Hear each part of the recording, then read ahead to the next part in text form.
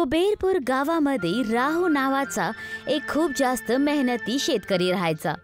तो भगवान शिवचा अनन्य भक्त होता।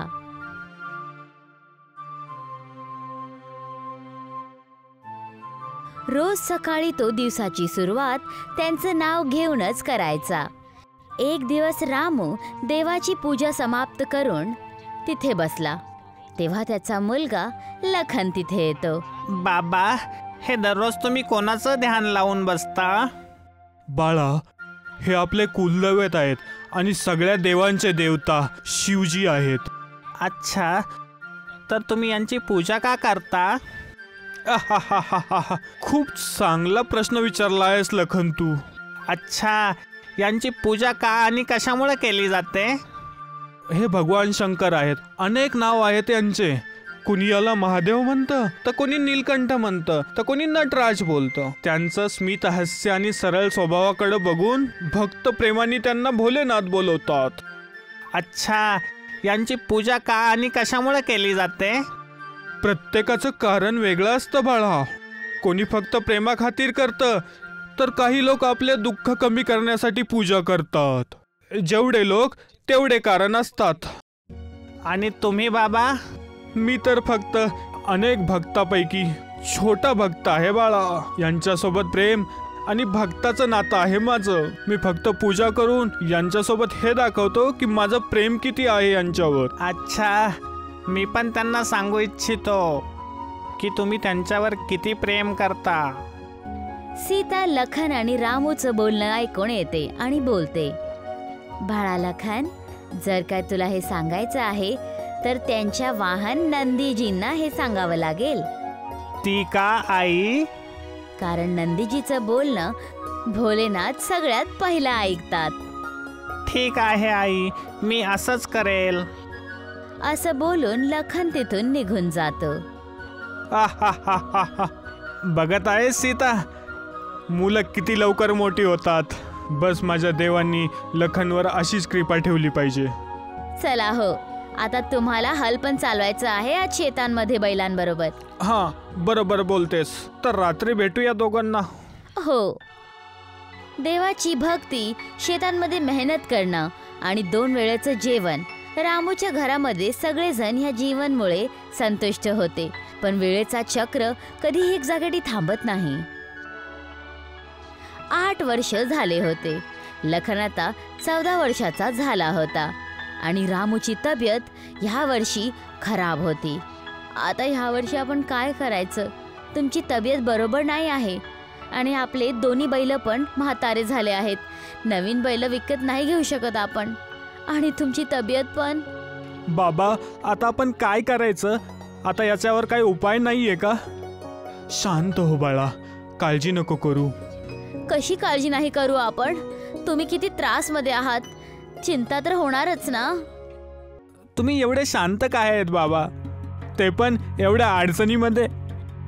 बाळा, एक गोष्ट नेहमी लक्षात ठेव, जेव्हा पण संकट येईल तेव्हा आपला संयम नको सोडू। जर संयम सोडला तर प्रश्नावरती उत्तरं नसतात भेटत। तर ह्या वेळेस काय केलं पाहिजे तुम्हीच सांगा। याचा उपाय तर मी ह्या अवस्थेमध्ये नाही करू शकत, आणि लखन पण छोटा आहे। आता फक्त देवाकडेच प्रार्थना करू शकतो, तेच काहीतरी उपाय शोधून देतील।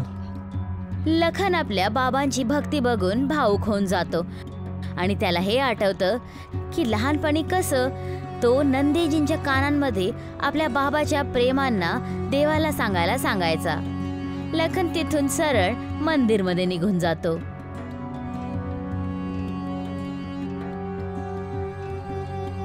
हे देवा, लहानपणीपासून मी माझ्या वडिलांवरचं प्रेम तुम्हाला सांगत आलो होतो, पण आज या कठीण परिस्थितीमध्ये स्वतःला सांभाळायचा मार्ग मागायला आलोय। काहीतरी रास्ता दाखवा देवा।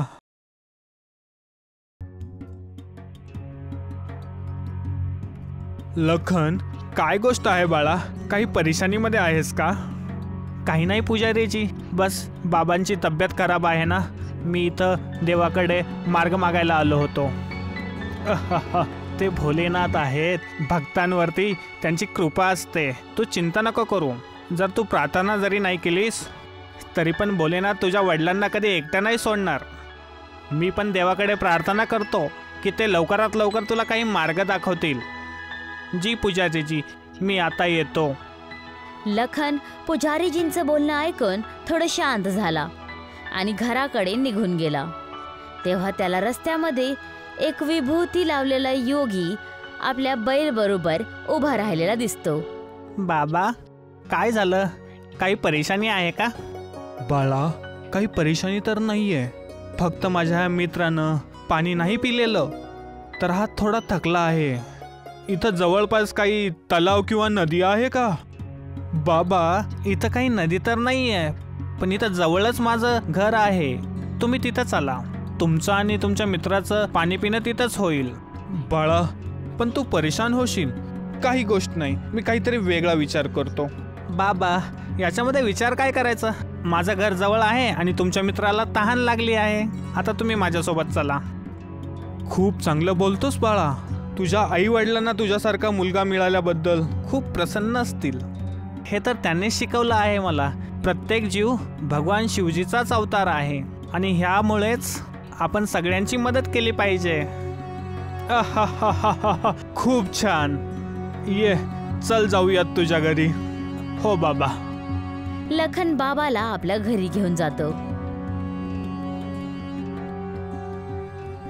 आणि त्या बैलाला बाहेर पाणी पाजून बाबाला घराच्या आत येण्यासाठी बोलतो. रामूच्या बिमार होण्याच्यामुळे तो आपल्या खोलीमध्येच होता. सीता बाबांसाठी पाणी आणि मिठाई घेऊन येते. खूप चांगली मिठाई आहे बाळा. धन्यवाद बाबा. बाबा, जर तुम्हाला वाटलं तुम्ही इथंच थांबू शकता. तुम्ही आता ह्या वेळेस राहायला जागा कुठं सापडणार?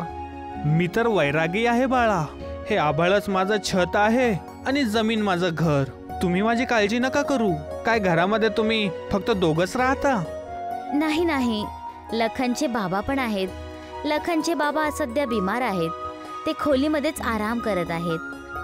लखनचे संस्कार बघून मला त्याच्या आई वडिलांना भेटायची इच्छा झाली, तर मी तर चालले आलो. या बाबा, मी त्यांना भेटवतो.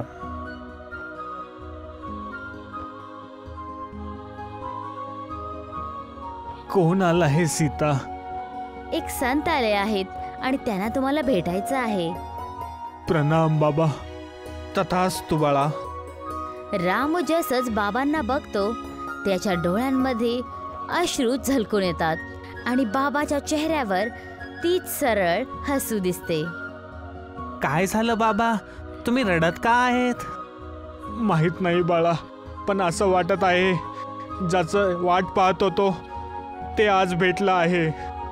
आता मी विदा घेतो. तुम्ही सगळ्यांनी खूप सेवा केली. तुम्ही येऊन घराची शोभा वाढवली बाबा. जर परत कधी येणं झालं तर इथं नक्की भेट द्या. प्रणाम बाबा. सीता आणि लखन पण रामू बरोबर बाबांचं आशीर्वाद घेतात आणि बाबा तेथून निघून जातात.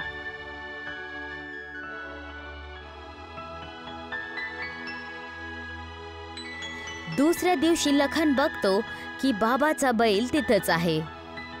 आई, बाबा. काय झालं बाळा? बघा ना, बाबा त्यांच्या मित्रांना इथंच विसरलेत. पण ते ह्याला आपल्या बरोबर का नाही घेऊन गेले? बाबा याला विसरले तर नसतील. याची देखभाल करतात. एक काम करूयात, आपण याची देखभाल करूयात. कारण जेव्हा कधी ते वापस येतील तर त्यांचा मित्र तंदुरुस्त दिसला पाहिजे त्यांना. जसं तुम्ही सांगाल बाबा. सीता, जेव्हापासून बाबा इथं येऊन गेले आहेत माझी तब्येत काही चांगली वाटत आहे, पण थोडा त्रास अजून होत आहे. शेतातील कामं तर नाही करू शकत, पण एकदा आपल्या दोन्ही बैलांना घेऊन जाऊन बघतो. मी पण येणार बाबा. तर तुम्ही दोघे जाऊन या. तोपर्यंत मी जेवण बनवून ठेवते. रामू लखन बरोबर शेतांमध्ये जातो. दोन्ही म्हातारे बैल आता हल चालवू नाही शकत होते आणि रामू पण दमलेला दिसत होता. तेव्हा तिथे बाबा बरोबर आलेला बैल तिथे येतो. लखन पळत पळत रामूकडे येतो. बाबा, काय झालं बाळा? हे बघा, बाबाचा बैल पण इथं आला.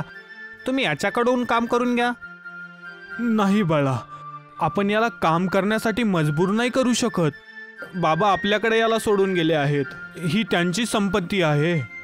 तेव्हा तो बैल हल्ला धरतो. आता तर हा पण बोलत आहे बाबा, तुम्ही एकदा प्रयत्न तर करा बाबा. जेव्हा याची इच्छा नसेल तेव्हा आपण नांगर काढून घेऊ. ठीक आहे बाळा. रामूने लखनच्या बोलण्यानुसार बैलवर हल लावलं आणि बघताच बघता एकाच तासामध्ये त्या एकट्यानेच पूर्ण काम करून टाकलं. हे बघून रामू चकित राहून गेला आणि लखन खूप जास्त खुश झाला.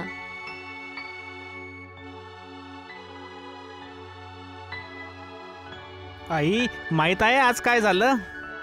खूप जास्त आनंदात दिसत आहात. असं काय झालं?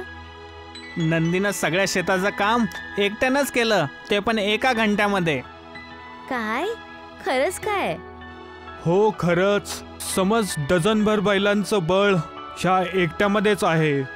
आणि एवढं काम करून पण हा थकला नाही. ही तर स्वतः भोलेनाथची कृपा वाटत आहे. ह्याच्याहून जास्त आनंदाची गोष्ट तर आणि कोणती असू शकते? कालच मी मार्ग मागण्यासाठी मंदिरात गेलो होतो आणि समस्येवरचं पूर्ण निवारण भेटलं. आता ह्या वर्षी खूप चांगलं धान्य होणार आपल्याला. आपली परिस्थिती बदलताना बघून रामू आणि सीताच्या डोळ्यामध्ये अश्रू आले. बघताच बघता 1 वर्ष निघून गेलं होतं आणि ह्या वर्षी रामूची फसल सगळ्यात जास्त आणि सगळ्यात बेहतरीन होती. रामूला खूप जास्त धन प्राप्त झालं. कुबेरपूरचा एक मोठा जमीनदार कुंभ हे ऐकून रामूच्या घराकडे येतो. काय झालं कुंभ? कसं येणं केलं? काही झालं नाही, फक्त एवढं समजलं तुझी शेती ह्या वर्षी सगळ्यात चांगली झाली आहे. बस तेच विचारायला आलो होतो. जर काही तरकीब असेल तुझ्याकडं तर आम्हाला पण सांग, पूर्ण गाव पुढे जाईल. यामध्ये मी काहीच नाही केलंय. माझी तर तब्येत पण ठीक नाहीये. तर शेवटी हे झालं कसं? ते असं की आमच्या घरी देवाच्या कृपेने एक बैल आला आहे. असं समज की त्याच्यामध्ये 1 डझन बैलाची शक्ती आहे. बस जेव्हापासून नांगर चालवला त्यांनी तेव्हापासून धान्य वाढलं. अच्छा. हो कुंभ. रामू, असं कर, त्या बैलाला मला दे. मी चांगली किंमत देईल तुला. आणि शेवटी माझ्याकडे जमीन पण जास्त आहे ना. कुंभ, मी तुला ह्या बैलाला नाही विकू शकत. हा बैल ज्या बाबांचा आहे ते त्यांना घ्यायला नक्की येतील. तोपर्यंत आपण फक्त याचं लक्ष ठेवू शकतो. सरळ सरळ का नाही सांगत? सारा लाभ स्वतःला घ्यायचा आहे.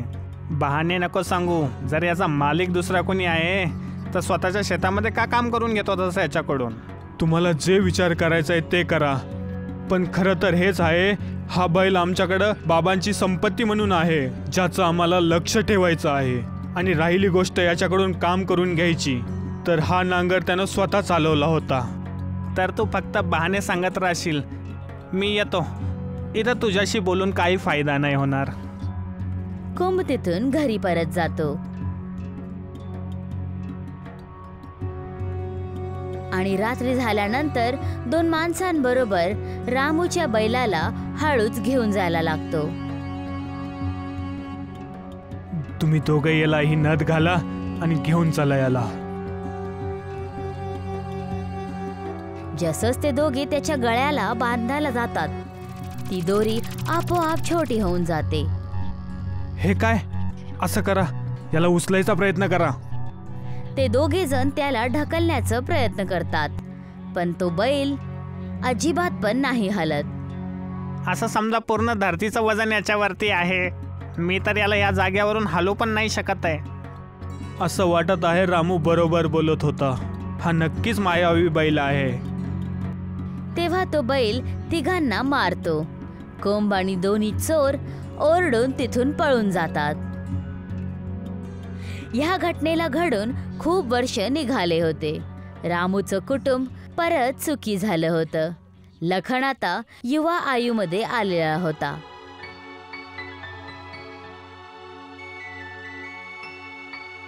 एक सकाळी तो बैल तिथून गायब झाला. बाबा, बाबा, काय झालं लखन? आपला नंदी कुठेतरी गेला आहे. मी सगळीकडे बघितलं पण कुठं नाही भेटला. आता आपण त्या बाबांना काय तोंड दाखवणार? असं वाटत आहे तुला आतापर्यंत समजलं नाही बाळा. बाबा नंदीला आपल्याकडे सोडून गेले होते. आता जेव्हा तू स्वतः युवा झाला आहेस, आता तुला स्वतःला कष्ट करावे लागतील. पण बाळा, पण भोलेनाथ आपल्या सगळ्या भक्तावरती पूर्ण नजर ठेवतात. आणि कोणी त्यांचा भक्त नसला तरी आणि संकटात असेल तर ते कधी दुजाभाव नाही दाखवत. त्यावेळेस त्याचा जायचा टाइम नव्हता तर तो आपल्या जवळ थांबला. आणि आता जेव्हा त्याचा जायचा वेळ आली आहे तर तो गेला आहे. रामू आणि लखनला आपल्या डोक्यावर एक स्पर्श महसूस झालं, जसं ईश्वरने त्यांना आशीर्वाद दिला आहे. दोघांच्या डोळ्यामध्ये अश्रू भरून आले होते आणि ते दोघे हात जोडून प्रभूची जय जयकार करायला लागले.